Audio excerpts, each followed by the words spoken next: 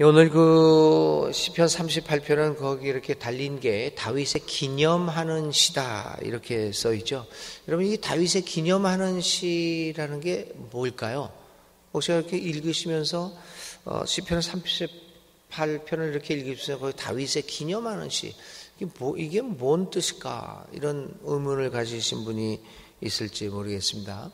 여기 이 기념이라는 말은 사실 이 번역을 이렇게 하면은 안 됩니다. 이게 탄식시입니다.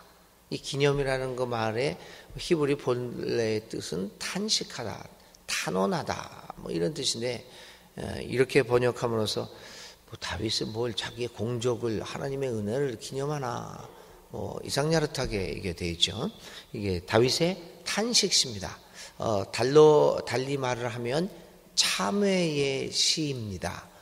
시편에는 모두 다윗의 참회하는 시가 7개 있습니다. 6장이 그렇고요. 32장이 그렇고 38편, 6편, 32편, 그리고 38편. 오늘 읽은 말씀이죠. 그게 이제 세 번째 참회십니다. 그 다음에 우리가 유명한 51편이 있습니다. 바세바하고의 관계 속에서 억눌렸던 그 죄로 인하여 억눌렸던 이 사람이 탄원하고 탄식하는 그 시죠. 그게 51편, 그 유명한 거. 32편은 우리가 이미 읽었습니다. 허물의 사함을 받은 자는 복이 있도다. 이 32편은 죄를 용서받고 지은 시다. 51편은 죄 중에 있었을 때 그 심정을 토로한 것이다. 이렇게 돼 있었죠. 6편, 32편, 38편, 51편. 그 다음에 이제 앞으로 우리가 읽은 102편, 그리고 130편, 마지막으로 143편이 이렇게 참회의 시, 탄식의 시입니다.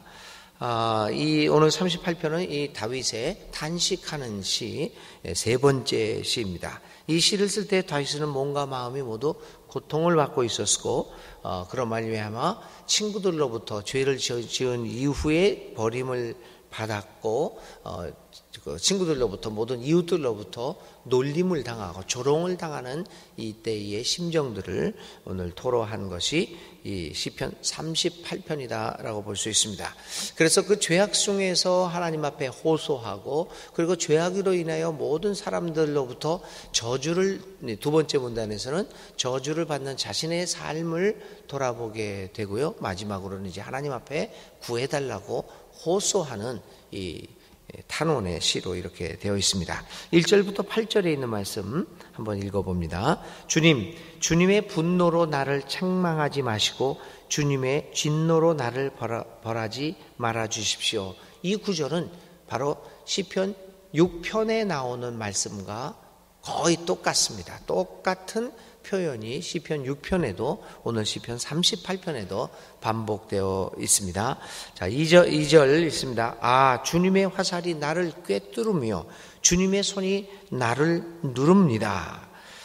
그러니까 이 다윗이 자기의 죄 중에 있으면서 느꼈던 심정을 토로하고 있습니다. 죄라고 하는 것은 나로 하여금 육체적인 고통까지도 가져온다.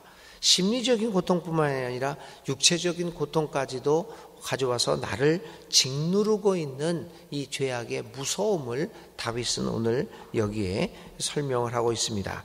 주님께서 노하심으로 나의 살에는 성한 곳이 없습니다.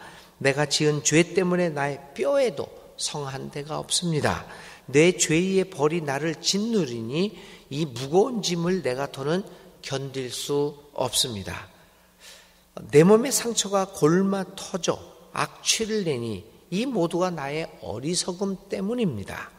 더 떨어질 데 없이 무너져 내린 이 몸, 온종일 슬픔에 잠겨 있습니다. 허리에 열기가 가득하니 이 몸에 성한 데라고는 하나도 없습니다. 이 몸이 이토록 쇠약하여 이지러졌기에 가슴이 미어지도록 신음하며 울부짖습니다. 1절부터 8절까지는 이렇게 다윗이 이 죄를 저지른 이후에 스스로 당하고 있는 그 고통과 이 어려움에 대하여 이렇게 시를 가지고 표현을 했습니다.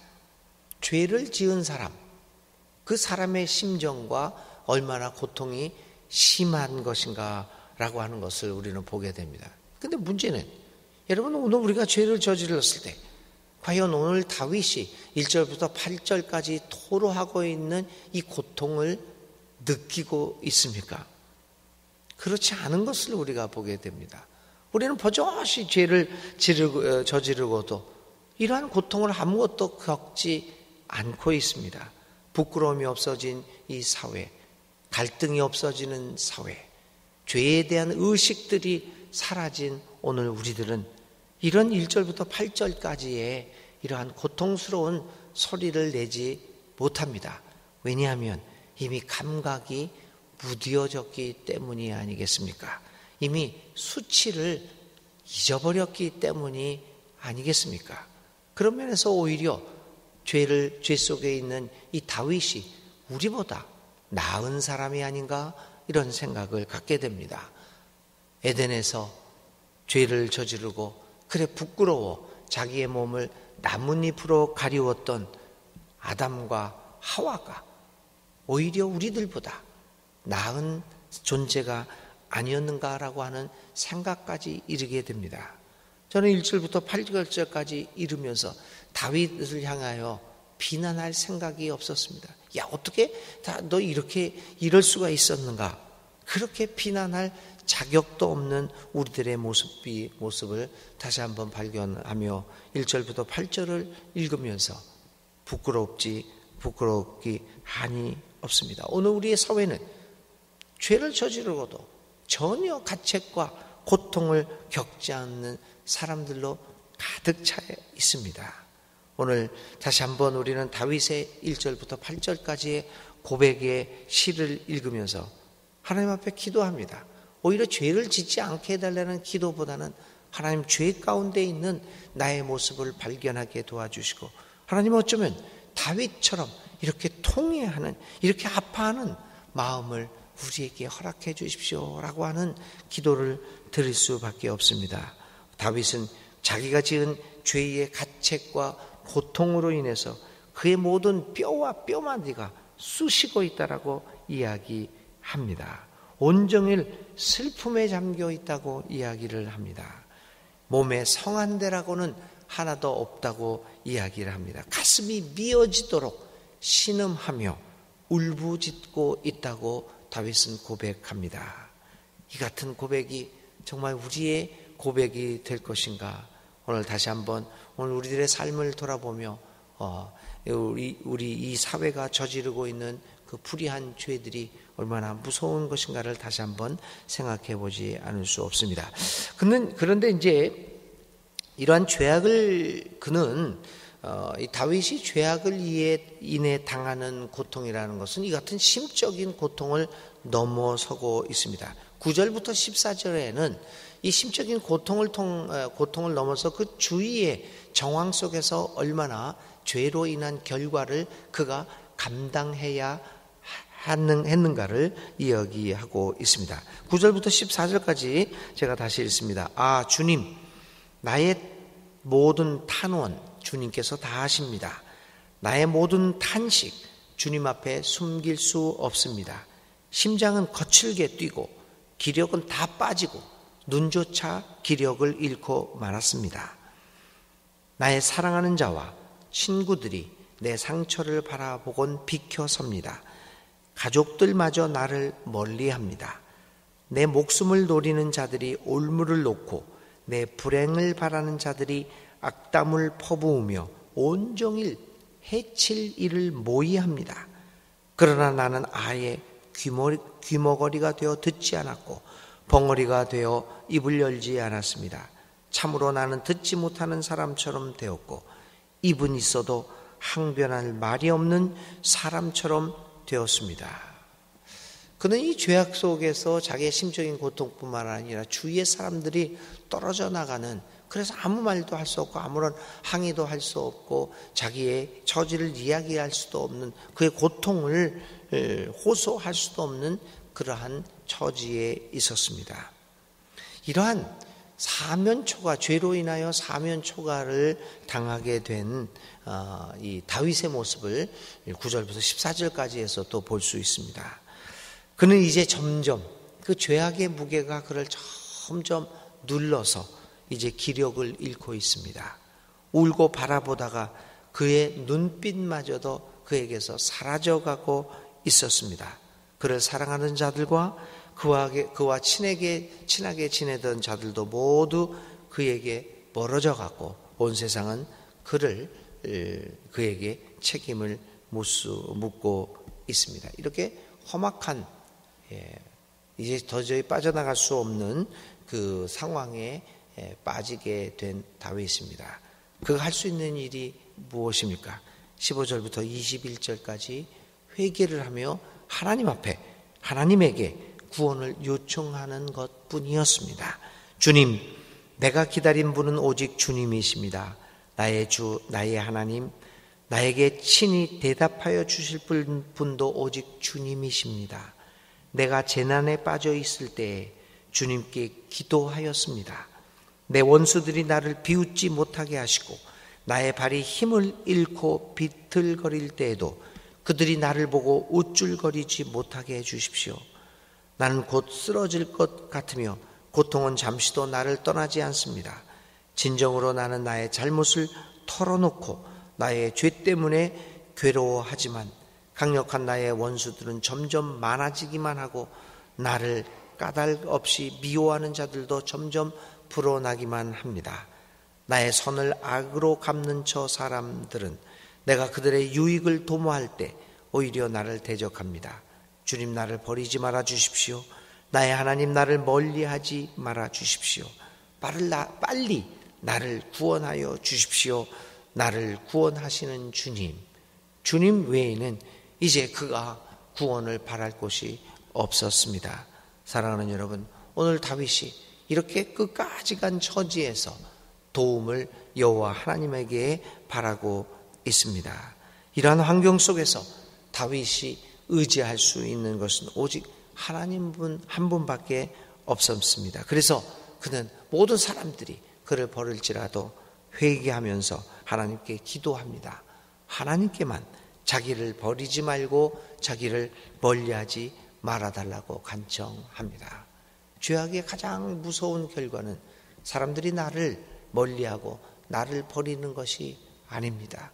나의 몸이 쇠약해지고 나의 마음이 괴로워지는 것만이 아닙니다. 무엇보다도 하나님이 나와 함께 하지 않고 계시다라고 한 이 사실이 더욱더 무서운 사실이 아니겠습니까? 그러므로 하나님께 지체하지 말고 우리는 나를 도와달라고 주님 앞에 호소할 수밖에 없을 것입니다. 오늘 우리는 이 세상을 살아가다가 때로 죄를 지어 여러 가지 고통을 받을 때가 많이 있을 것입니다. 그럴 때마다 다윗이 하나님 앞에 엎드려 자기의 처지를 고백하고 하나님의 자비를 구했듯이 오늘 우리들의 삶의 모습을 돌아보면서 이렇게 하나님 앞에 하나님의 용서와 자비를 구하는 우리들이 되어야 할 것입니다. 오늘도 이 아침에도 하나님 앞에 하나님의 자비를 구하고 하나님의 용서와 하나님의 품어줌을 고백할 수 있는 우리들이 될 수 있기 간절히 바랍니다. 하나님은 고백하는 우리들을 받아주시고 다시 한번 자님의 우리를 버리지 아니하시고 자신의 자녀로 삼아 주십니다. 오늘도 하나님 앞에 나를 도우소서, 나를 속히 도우소서라고 하는 기도를 드리는 우리 사랑하는 모든 교우들이 다 될 수 있기를 간절히 기도드립니다. 오늘의 우리의 생각할 말씀은 하나님 나를 속히 도우소서라고 하는 말입니다. 여러 가지 어려움 속에서 죄악 속에서도 또 우리를 포기하지 아니하시는 하나님을 생각하면서 나를 속히 도우소서, 하나님 앞에 이 말씀을 생각하며 기도해 하루 묵상하며 살아가시기를 바랍니다. 오늘의 기도 드립니다. 주님, 살아가면서 우리는 죄악에 빠질 때도 많이 있습니다. 그 죄악으로 인하여 그 죄짐이 너무 무거워 너무나도 지쳐서 기도드릴 힘도 없는 경우도 당하곤 합니다. 하나님, 우리를 불쌍히 여기주시고 그 속에서도 우리를 속히 도와주시옵소서. 주님의 자비와 긍휼을 베풀어 주시옵소서. 주님의 용서하시는 그 능력의 격려에 힘입어 오늘도 죄악을 이기고 하나님 앞에서 용기를 가지고 어깨를 펴고 눈을 들어 하늘을 바라보며 나의 도움이 천지를 지으신 여호와께서 오는 것임을 확신하고 용기를 갖고 힘차게 오늘의 삶을 살아가게 하여 주시옵소서. 예수님의 이름으로 간절히 기도를 드립니다. 아멘. 오늘의 실천입니다. 나의 죄악 속에서 살아갈 때 하나님 앞에 회개하며 용서를 구한 경험이 있는가를 생각하고 그때 하나님께서 어떻게 우리를 감싸주시고 용서하여 주셨나 하는 그 체험을 생각하며 하나님 앞에 회개와 감사의 기도문을 한번 작성해 보시기 바랍니다. 주님 가르쳐 주신 기도 드립니다. 하늘에 계신 우리 아버지, 아버지의 이름을 거룩하게 하시며 아버지의 나라가 오게 하시며 아버지의 뜻이 하늘에서와 같이 땅에서도 이루어지게 하소서. 오늘 우리에게 일용할 양식을 주시고 우리가 우리에게 잘못한 사람을 용서하여 준 것 같이 우리 죄를 용서하여 주시고 우리를 시험에 빠지지 않게 하시고 악에서 구하소서. 나라와 권능과 영광이 영원히 아버지의 것입니다. 아멘.